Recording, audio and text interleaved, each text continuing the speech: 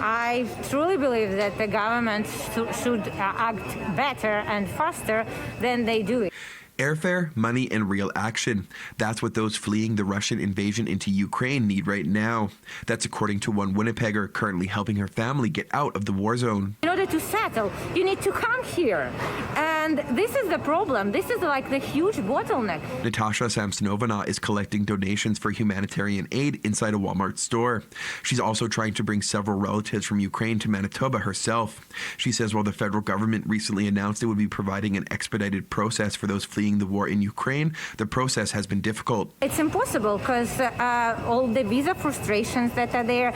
She'd like to see no visa limitations, free or even discounted centralized transportation, and funding to meet basic needs like housing and food.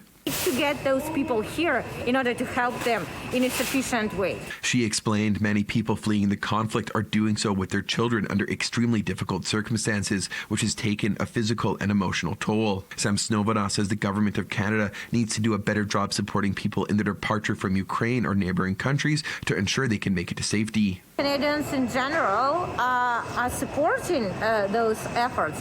It's more about like government stepping up and like moving quicker, because those people are not in the position to wait while something happens. This is like their lives, what is like on the line at this point. And people fleeing from Ukraine want to come to Manitoba. Dmitro Malik with the Manitoba branch of the Canadian-Ukrainian Council says their branch alone received roughly 100 families registered with interest to come to the province within 24 hours. But he also wants to see fewer barriers to entry. Despite the fact that the government says the process is going to be simpler. However, still Ukrainians will require visa to come to Canada. And not will only they require visa, but also they will have to give their biometrics like fingerprints. That's additional complication, for those families who are in dire need. Malik says while the Ukrainian community is trying to help as much as possible, they're not immigration lawyers or consultants, and the application process is hindering people's efforts to flee.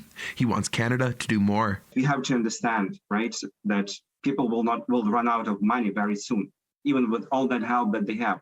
Not to mention that lots of those families probably don't even have money. They were forced to flee with what they had on them, like their clothes and maybe just, a backpack, that's it. As Russian forces continue to target civilian areas, many refugees are injured and traumatized. Malik says the situation is urgent. If that requirement for visa still exists, that's going to be a lot of red tape. It's going to be a lot of waiting time. Manitoba's government says it's bringing Ukrainians into the province through its provincial nominee program, with roughly 87 individuals already identified.